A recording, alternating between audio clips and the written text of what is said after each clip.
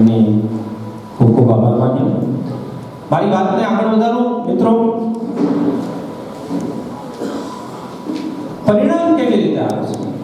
આપણને એમ થાય કે ઠીક છે, ચાલો તો તૈયારી કરી લેશું, ટેસ્ટ આપી દેશું અને સોલ્યુશન કરી લેશું, પરિણામ આવી જશે. ના, એટલું કરી લેવાથી તરત નહીં આવી જાય.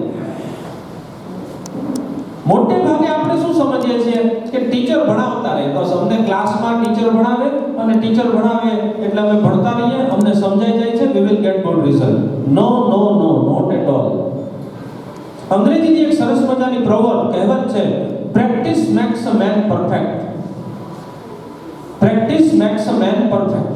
મિત્રો, તમને સતત ભણાવી રાખવાથી તમારું પરિણામ બોર્ડમાં આવવાનું નથી.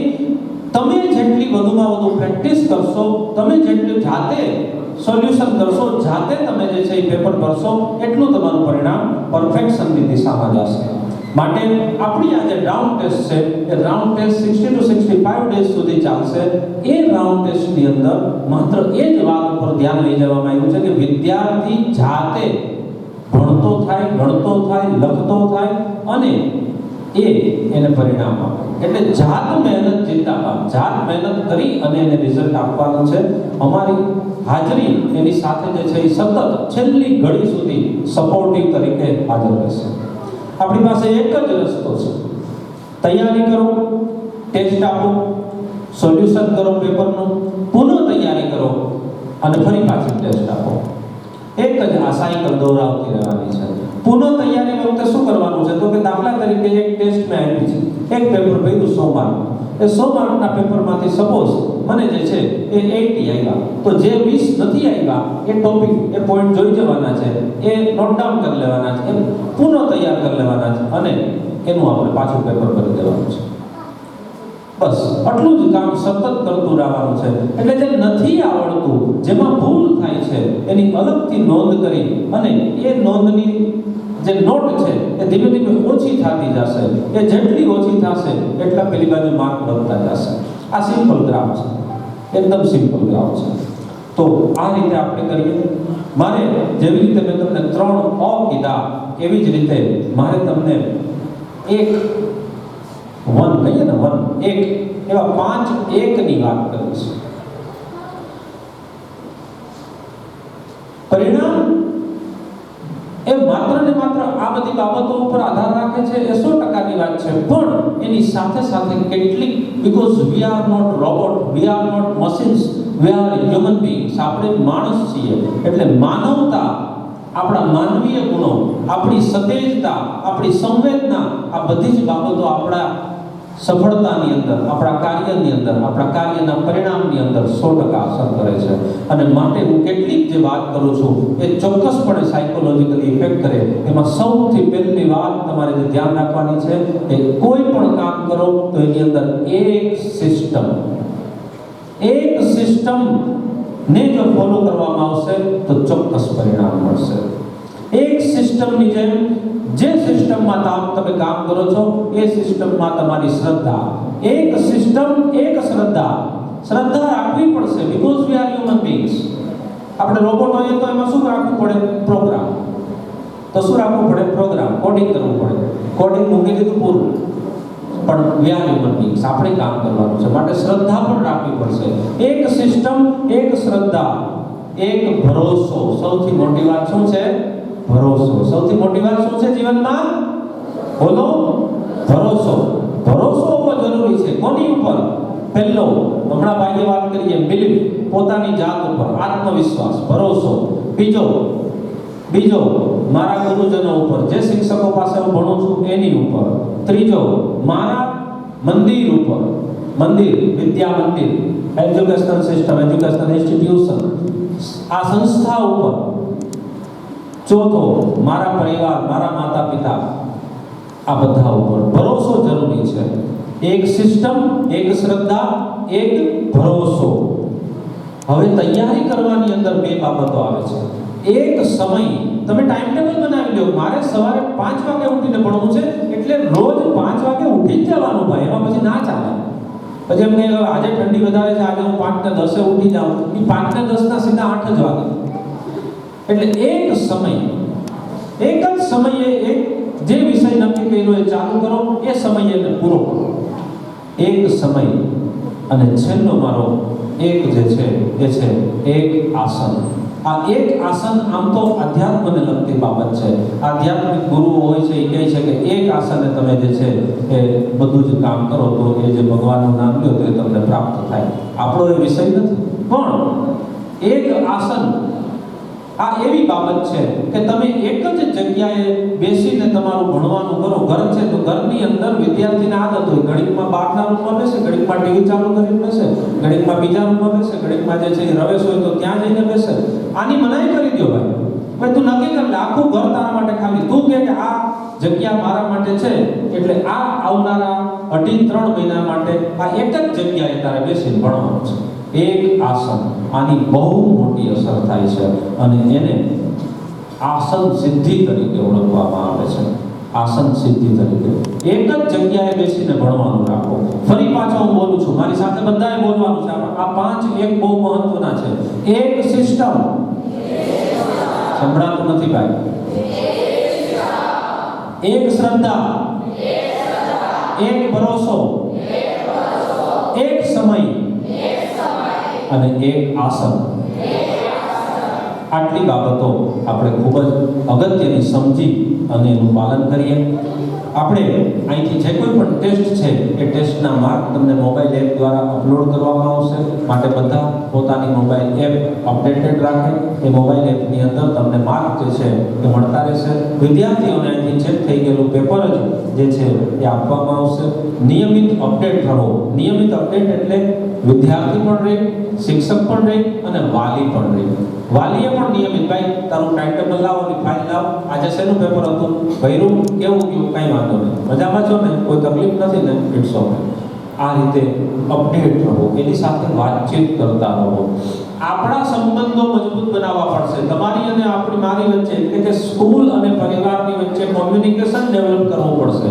તમે થોડા સમયે અમારી પાસે આવો, પૂછો કે કેમ કરે છે, એને કઈ પ્રશ્ન છે, કદાચ બધાની વચ્ચે આ નથી કહી શકતું બાળક, તો તમે આવીને કહો, તમે રિંગ કરીને કહો કે સાહેબ એને કાલે મને એવું લાગ્યું રાત્રે જરાક આવી રીતે છે. અમે તરત જ ધ્યાન દેશું, તરત જ. કારણ કે આ 3 મહિના માટે અમારા માટે જે છે એ અમારી જાત કરતા પણ વિશેષ મહત્વ હોય તો આ 10મા 12માના છોકરાઓ છે.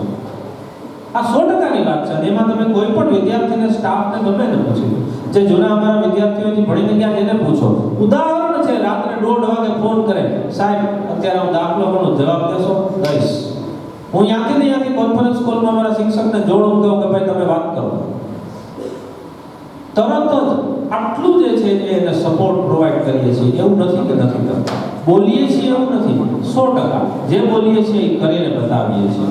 માટે આપણી વચ્ચે પેરેન્ટ્સ અને સ્કૂલની વચ્ચે કોમ્યુનિકેશન હોવું ખૂબ જ જરૂરી છે. અમે એક નવો કન્સેપ્ટ આ વખતે ડેવલપ કર્યો છે. એને થોડો ડેવલપ કર્યો છે એટલે કે વધારે અમે એને જે છે એ આયોજનપૂર્વક મૂક્યો છે. એ છે ચાઇલ્ડ એડોપ્શન, સ્ટુડન્ટ એડોપ્શન. એટલે કે અમે વિદ્યાર્થીઓને દત્તક લીધા છે. વિદ્યાર્થીઓને દત્તક લીધેલા છે અમારા શિક્ષકોએ. આ શિક્ષકોએ નિર્ણય કર્યો છે કે ભાઈ આ 4-5 વિદ્યાર્થી મારા, આ 4-5 મારા, આ 4-5 મારા. આ વિદ્યાર્થીઓને દત્તક લઈને એના ઉપર 1-to-1 કામ કરશે. એક વિદ્યાર્થી ઉપર જે છે એક શિક્ષકની નજર હશે. એટલે તમે જુઓ કે અમે માઇક્રો લેવલ પ્લાનિંગ તરફ જઈ રહ્યા છીએ. આ દત્તક વિદ્યાર્થી લીધા છે એટલે એના જે તે વિષયનું કામ તો એ વિષય શિક્ષક કરશે, પણ બાકીના વિષયોમાં પણ એ ધ્યાન રાખશે કે ભાઈ એને યાદ રહી નથી રહેતું, પ્રોબ્લેમ છે, ગેરહાજર રહી, શું છે, એને શું કામે માર્ક આવે છે, નથી આવતા, જે કંઈ પણ છે. કદાચ સારામાં સારા હોશિયાર વિદ્યાર્થી છે તો એને પણ દત્તક લીધા.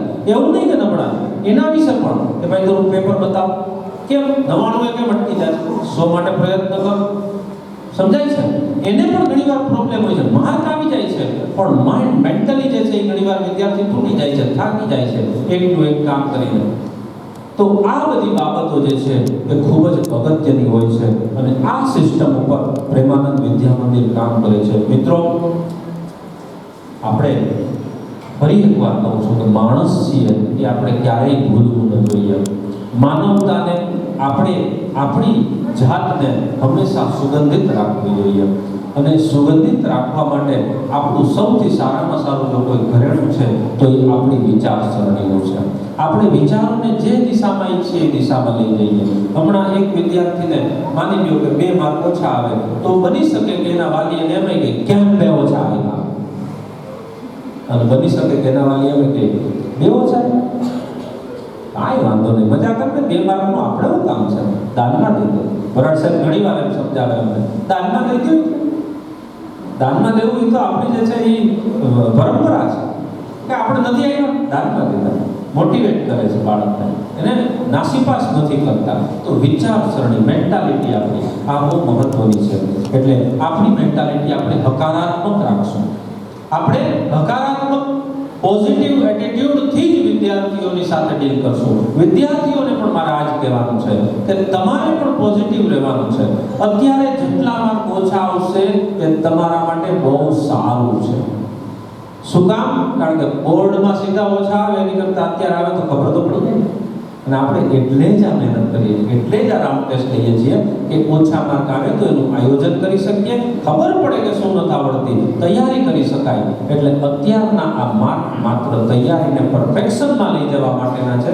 આ માર્કને તમારે તમારા બોર્ડના માર્ક ગણવાના નથી. એ હું તમને ફેબ્રુઆરીમાં કહી દઈશ કે બોર્ડમાં તમારે આટલા આવશે. અને અહીંયા અમારું સતત કાઉન્સેલિંગ રહેશે. તમને આજે બોલાવ્યા છે, અમારા કેટલા બધા વિદ્યાર્થીઓ છે કે એને તો અમે 15 દી પહેલા બોલાવ્યા હતા. કેટલા બધા વિદ્યાર્થીઓ વ્યક્તિગત એક ને કેમ છે ભાઈ, શું છે તારી કન્ડિશન, શું છે, ગ્રુપમાં નાના એને કેટલીક ઇન્સ્ટ્રક્શન આપી હતી. 1 to 1 કામ અમે કરીએ છીએ. અને આ કદાચ 1 to 1 કામ જે છે એ પ્રેમાનંદ સ્કૂલ સિવાય બીજે કેટલી જગ્યાએ થતું હોય એનો મને અંદાજ નથી, પણ આ બહુ મોટી અસર આપે છે, બહુ મોટી અસર આપે છે. અને કેટલાક વાલીઓ ઘણીવાર કહે છે હા એ નથી, ફોન કરે સવારના ફોનના, હા એને તાવ છે એટલે શું તો, પણ હલો કોણ બોલે છે, કોણ નહીં, કાંઈ નહીં. તો આટલું ધ્યાન કોણ રાખે? એક પેરેન્ટ્સ મારી પાસે આવ્યા હતા, એણે મને કીધું હતું, ગયા વર્ષની વાત છે, મેં કીધું આવો બેસો, બેઠા, કાંઈ કામ નથી. હું ખાલી એટલું જ કહેવા આવ્યો છું. કાલ રાત્રે એ કહે કે અમે 2 માણસ બેઠા હતા અને વાત કરતા હતા કે આ પ્રેમાનંદ સ્કૂલમાં મૂક્યા, તો મને એમ થયું કે આપણે જેટલું એના માટે વિચારીએ એના કરતાં જાતું આ લોકો ચિંતા કરે, તો હવે આપણે કેટલી ચિંતા કરવાની? ખ્યાલ આવે છે? આવી રીતે એક ભાઈ આવીને મને મળી ગયા હતા. તો આ અમે લાગણીથી કામ કરીએ છીએ, માત્ર જે છે એ પહેલાથી નથી કરતા. હા, જે બેઝિક જરૂરિયાતો છે, બાબતો છે એ તો છે, એમાં ચાલતું જ નથી. તો મિત્રો, પોઝિટિવ રહીએ, આપણે હકારાત્મક અભિગમ રાખીએ, ઘરની અંદર, સ્કૂલની અંદર હકારાત્મક વાતાવરણ રાખીએ, એકબીજાને અનુકૂળ સાધીએ. અનુકૂલન સાધવું બહુ જરૂરી છે. એકબીજાને નક્કી જ હોય, છોકરો ઘરે જાય એટલે એનું નક્કી જ હોય કે હમણાં મારી મમ્મી મને કહે છે આવી ગયો, હાથ ધોઈ લે, જમવા બેસી જા. પણ બેસવાનો હોય એ ભૂખવો જ એવો છે. શાંતિથી ગયો, આવી ગયો મારો દીકરો, વાહ બહુ સરસ, થાકી ગયો હોઈશ ના, થોડીક વાર ફ્રેશ થઈ જા, પછી મસ્ત ગરમ ગરમ રોટલી તને ખવડાવો. છોકરાનું નક્કી હોય, નથી ખાવું, નથી ભાવતું. આ એકબીજા પ્રત્યે આપણી ગોઠવાઈ રહેલી જે છે એ વ્યવહારની સિસ્ટમો હોય, પરિવારમાં જ હોય. મા દીકરી હોય, પિતા પુત્ર હોય, પિતા પુત્રના સંબંધો ગજબના થઈ ગયા આજના સમયમાં. આમાંથી આપણે બહાર આવવાની જરૂર છે, સંવેદનાઓ સાથે, અને વાસ્તવિકતામાં જવાની જરૂર છે. એનાથી આપણને ખૂબ જ ફાયદો થશે. મારી તમને આ બધી બાબતોને અંતે તમારા મારા કોમ્યુનિકેશન વચ્ચેની જે વાત છે એ મારે ખાસ કહેવી છે કે કાંઈ પણ પ્રશ્ન બને તો જરાય, ઘણા પેરેન્ટ્સ આવીને કે અમારે ફરિયાદ છે. ભાઈ, ફરિયાદ જેવું કંઈ છે જ નહીં દુનિયામાં. રજૂઆત કરો. રજૂઆત કરશો તો તમારું માઇન્ડ જે છે એ પોઝિટિવ લઈ જશે. માટે રજૂઆત કરો. આપણે એ રજૂઆત જે તમે કરશો એનું સોલ્યુશન કરશું. અને સાથે મળી આજે આપણે પરમ કૃપાળુ પરમેશ્વરને પ્રાર્થના કરીએ કે હે પરમેશ્વર, આ વિદ્યાર્થીઓ માટે અમે જે મહેનત કરીએ છીએ એ એમને આ માર્ચ 2024ની પરીક્ષાની અંદર ભવ્ય સફળતા આવે, જબરદસ્ત સફળતા અપાવે અને એમને તે જેટલી તાકાત આપી છે, એમને તે જેટલી તાકાત આપી છે, કોઈને 80%ની, કોઈને 99%ની, કોઈને 50%ની, કોઈને 60%ની, તે જેટલી તાકાત આપી છે એટલા પૂરેપૂરા ટકા મારું બાળક લઈ આવે એવી અમે તમને પ્રાર્થના કરીએ છીએ.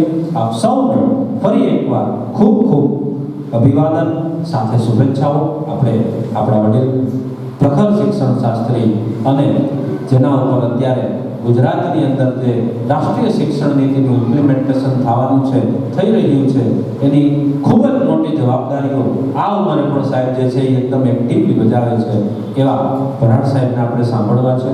એટલે મારી વાતને પૂરું કરું છું. ફરી એકવાર થેન્ક યુ વેરી મચ.